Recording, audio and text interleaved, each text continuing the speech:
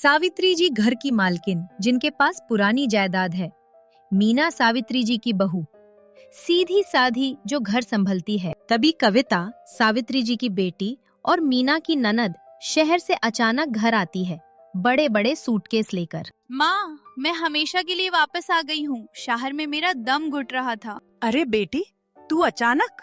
सब ठीक तो है ना? तभी मीना कमरे से बाहर आकर बोलती है, अरे दीदी, आप कब आई?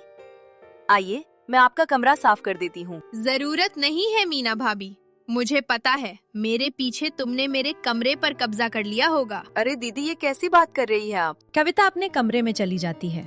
मीना उसका सामान कमरे तक रखाती है। तभी कुछ देर बाद कविता को आए हुए पूरा एक दिन भी नहीं हुआ था कि इतने ही सावित्री जी के पास बैठकर मीना की बुराई करना चालू कर देती है। माँ, आपने देखा मीना कैसे नए नए गहने पहन रही है? आपकी अलमारी की चाबी तो उसी के पास रहती है ना? नहीं बेटी, वो बहुत ईमानदार है और मेरा बहुत ध्यान भी रखती है। दुनिया बदल गई है माँ।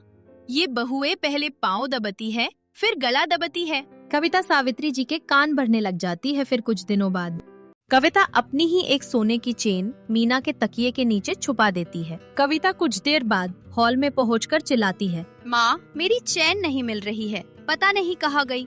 मीना, तुमने देखी क्या? नहीं दीदी, मैंने नहीं देखी। चलिए, मैं तुम्हारे साथ ढूंढवाती हूँ। तभी कविता बोलती है, ठीके पर शुरुआत तुम्हारे कमरे से होगी मीना भाभी। सावित्री देवी चौंक जाती हैं। कविता, ये क्या बोल रही हो? तुम्हारा दिमाग ठीक तो है ना? सावित्री देवी बहुत मना करती है, पर कविता मीना के कमरे में चैन को ढूंढने लग जाती है। कविता सबके सामने मीना का कमरा तलाश करती है और खुद ने ही तकिए के नीचे रखी हुई चैन को सबके सामने निकाल देती है। छवि अचानक सावित्री जी का बेटा सुरेश भी आ जाता है। मीना, क्या हो रहा है ये सब? तभी सावित्री देवी बोलती है, मीना, तुझसे ये उम्मीद नहीं थी। अरे माँ, हुआ क्या है, मुझे तो बताओ कोई।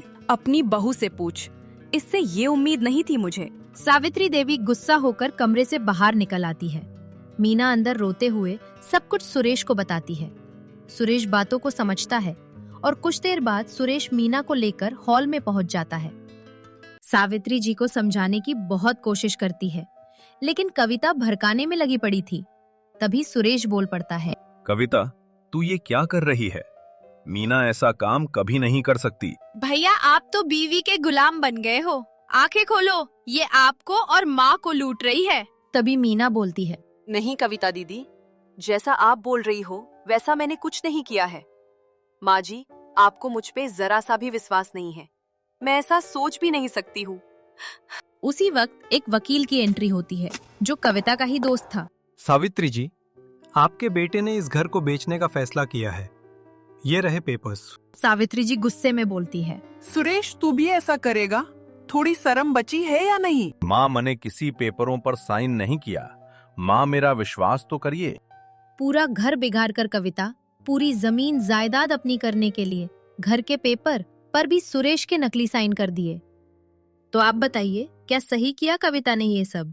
आप हमें कमेंट्स करके जरूर बताइए और हमारे चैनल का नाम विकास की कहानी हटाकर विकास टून्स कर दिया गया है।